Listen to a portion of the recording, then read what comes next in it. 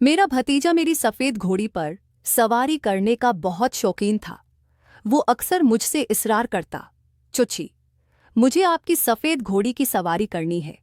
मैं उसकी इस बात को हंसी में टाल दिया करती थी, लेकिन वो हर रोज़ जिद करने लगा। इन दिनों मेरा भतीजा पढ़ाई के सिलसिले में मेरे पास रहने आया हुआ था। मेरा शौहर इस वक्त बेरोन मलिक मकीम था। मेरा भतीजा उम्र में तो छोटा था। मेरा भतीजा किसी बहाने मेरे करीब आने की कोशिश करता और अपनी ज़ुद दोहराता, चुची, मुझे आपकी सफ़ेद घोड़ी की सवारी करनी है। मैं उसे बच्चा समझकर नज़रानदाज करती रही। एक दिन जब बहुत तेज़ बारिश हो रही थी, मैं अपने शौहर को बहुत याद कर रही थी। उसी वक्त मेरा भतीजा मेरे कमरे में आया और ज़ुद करने लगा कि उसे आज ही घोड़ी की सवारी करनी है। मैंने उसकी बात मान ली और पूछा, बताओ मुझे क्या करना होगा। लेकिन उसने जो तरीका बताया वो सुनकर आप सब हैरान हो जाएंगे। उसने लाइट बंद करते ही पूरे जोश से ऐसी बात की कि एक गलत फहमी ने मेरे अच्छे खासे रिश्ते को तकरीबन तबाह कर दिया था। पूरी कहानी सुनिए, आपको बहुत मज़ा आएगा। और अगर आप चैनल पर नए हैं तो चैनल को ज़रूर सब्सक्राइब करें। शुक्रिया। ये कहानी इस वक्त की है जब मेरी नई नई शादी हुई थी। मैं एक गरीब घराने से ताल्लुक़ रखती थी, इसलिए मेरे वालिदैन ने कम उम्री में ही मेरी शादी कर दी। हर लड़की की तरह मेरे भी अपनी शादी को लेकर बहुत से ख्वाब थे, लेकिन वो शायद मेरी ज़िंदगी में पूरे ना हो सके, क्योंकि मेरा शौहर शादी की पहली रात के बाद ही मुझे छोड़कर बिरोनी मलिक चला गया। शादी बहुत जल्दी में हुई थी। मैंने सुना था कि मेरे शौहर के वालिदैन इस दुनिया में नहीं थे और उसकी एक छोटी बहन थी जिसकी शादी वो 1 साल पहले कर चुका था। मेरे वालिदैन को यह रिश्ता इसलिए पसंद आया क्योंकि लड़का अच्छा कमा लेता था और उनकी तरफ से लड़की वालों से कोई मुतालबा भी नहीं किया गया था। इसलिए खुशी खुशी मेरी शादी राजा से कर दी गई। जब मैं ससुराल पहुंची तो मेरा सादगी से इस्तकबाल किया गया।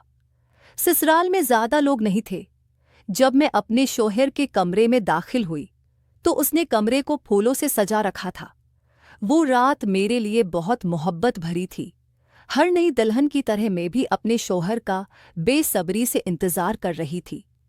मैं लंबा सा घूंघट निकाले बैठी थी और आने वाले लम्हों के बारे में सोच रही थी। तकरीबन आधे घंटे बाद मेरा शौहर कमरे में आया। उसने दरवाज़ा बंद किया और मुझसे बड़े प्यार से बातें करने लगा। शुरू में तो मैं बहुत झिझक रही थी, लेकिन आहिस्ता आहिस्ता मैं उसके साथ बेतकल्लफ हो गई। अब मुझे शर्म महसूस नहीं हो रही थी। मेरे शौहर ने मेरा हाथ थामकर अपनी मोहब्बत का इजहार किया और उसके छूने से मेरे दिल की धड़कन तेज हो गई। फिर उसने लाइट बंद कर दी और मुझ पर अपना प्यार नछावर करने लगा। कई घंटों बाद उसने मुझे बताया कि वो कल सुबह कारोबार के सिलसिले में बेरोन मलिक जा रहा है। ये सुनकर मैं सकते में आ गई। उसने बताया कि दफ्तर से छुट्टी नहीं मिल रही, इसलिए उसका जाना बहुत ज़रूरी है। वो बोला, तुम परेशान मत होना, मैं जल्द वापस आऊँगा। इसकी बात सुनकर मैं बहुत उदास हो गई। भला कौन सी लड़की शादी के अगले ही दिन अपने शौहर को बाहर जाने की इजाज़त देती है। मुझ में कुछ कहने की हिम्मत नहीं थी, लेकिन मैं खामोशी से उदास होकर बैठ गई। मेरे शौहर ने मुझे मनाने की बहुत कोशिश की, लेकिन दिन भर की थकावट की वजह से मैं जल्द ही नींद की वादियों में खो गई।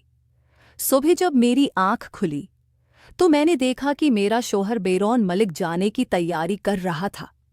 मैंने उसे रोकने की कोशिश की और कहा कि कुछ दिन बाद चले जाएं, लेकिन उसने कहा कि काम फौरी है और छुट्टी नहीं मिल सकती। वो बोला, तुम फिक्र न करो, मैं बहुत जल्द वापस आऊँगा। चूंकि मैं नई नवेली दुल्हन थी, इसलिए मैंने ज़्यादा बहस नहीं की और भारी दिल से उसे जाने की इजाज़त दे दी। शौहर के जाने के बाद मैं घर में बिल्कुल अकेली रह गई। घर बहुत बड़ा था और उसके पिछले हिस्से में एक स्टबल था जहाँ 2-3 घोड़े थे। मुझे बचपन से ही जानवरों से बहुत लगाव था। मैं घर का काम खत्म करने के बाद घोड़ों को खाना देने जाती। उनमें एक सफ़ेद रंग की घोड़ी बहुत ही खूबसूरत थी। उसे देखकर मुझे उससे मोहब्बत हो गई। वो भी उस घर में मेरी तरह तन्हा थी। घोड़ी को खाना देने के बाद मैं कमरे में आती और शौहर को फ़ोन करती।